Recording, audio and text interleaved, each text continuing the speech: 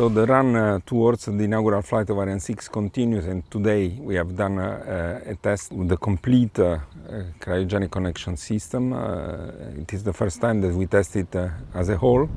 We had the pleasure that Bernard Chemou, that is the Inspector General in CNES, assisted to the test, has been with us, and could see materializing what we have been presenting to him in many commissions along the development time of Ariane 6. Thank you very much, Bernard, to be there. Thank you, Piero. It's really a great job that has been done. It's clear that it's a long time I've attended many commissions in order to check the risk of the design, but the design is really great today. I would like to thank all the team for this kind of design. This is a lot of innovation and a lot of risk, but all of risk has been mitigated. And today we have a very beautiful picture of opening of the cryogenic system, and it's really big stuff which has been done. And I would like warmly congratulate ESA, congratulate Ariane Group, but also all the CNES team which was in charge of the design of such a complicated system.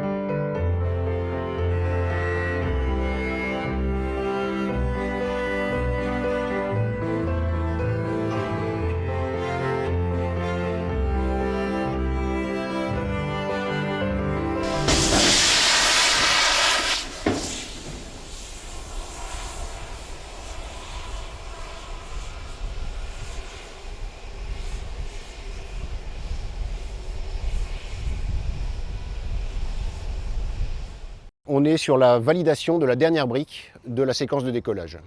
On avait déjà validé l'allumage des moteurs, on a validé ici la séparation et rétractation des liaisons cryogéniques. Cette phase elle est très importante parce qu'elle se passe exactement en même temps, dans la même seconde que le décollage. Donc il faut que ça soit très fiable, reproductible et avec une rapidité très importante pour des bras qui ont 13 mètres de long, qui font plusieurs tonnes, donc c'est quand même particulièrement sensible.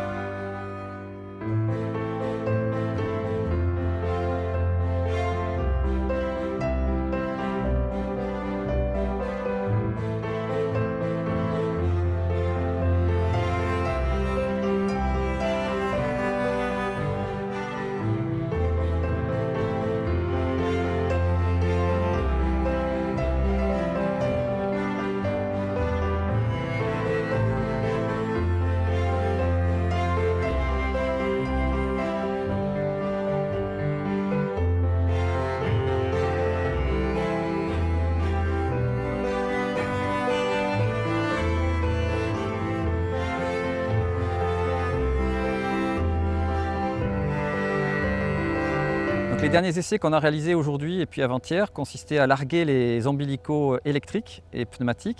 Le but c'est de simuler un décollage lanceur puisque normalement au décollage c'est l'élévation du lanceur qui va faire se décrocher ces éléments-là. Donc là c'était pas le cas, le lanceur était statique.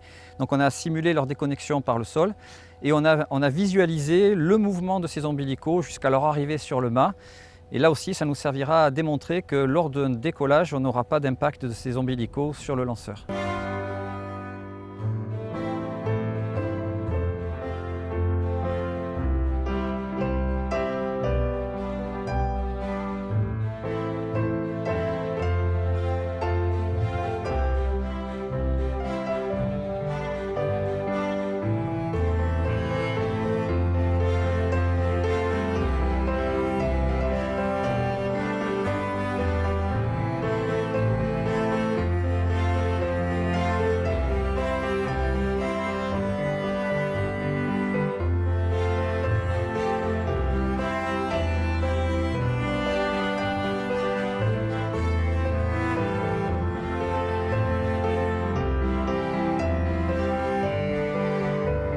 La campagne des essais combinés du lanceur Ariane 6 vient de se terminer et pour Ariane Group, c'est une étape majeure du développement. Lors de cette campagne, nous avons déroulé en étroite collaboration avec l'ESA et le CNES 5 chronologies fluides et l'ensemble des essais de déconnexion du lanceur. De ce fait, le lanceur CTM va maintenant laisser la place sur l'AZL au lanceur FM1 pour le premier vol d'Ariane 6. Et tous les éléments sont en place pour cette campagne. L'ensemble de la documentation de qualification Ariane 6 a été livré. Les modules de l'étage supérieur et de l'étage inférieur sont sur le bateau canopé en route vers la Guyane, vers Kourou. Les ESR sont déjà à Kourou ainsi que la partie haute. Les équipes à Kourou ont maintenant hâte de démarrer la campagne FM1 avec l'intégration du corps central au BAL, l'érection du lanceur sous le portique en ZL. Et évidemment, les équipes vont bénéficier de tout le retour d'expérience acquis lors de la campagne des essais combinés pour conduire l'ensemble des opérations jusqu'au premier lancement d'Ariane 6.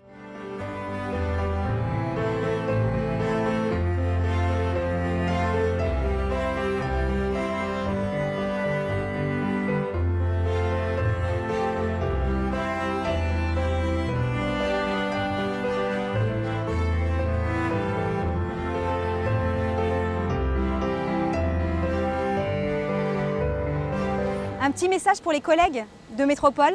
Merci pour tout ce que vous avez fait. On attend les modules, on attend les pièces et je sais que maintenant vous œuvrez pour FM2. Merci pour ça, on prend le relais. C'est à notre tour de montrer qu'on est aussi à la hauteur et de tenir la date pour le premier lancement avec les industriels de sol, avec toutes les personnes qui travaillent sur le CSG. Alors go Ariane 6.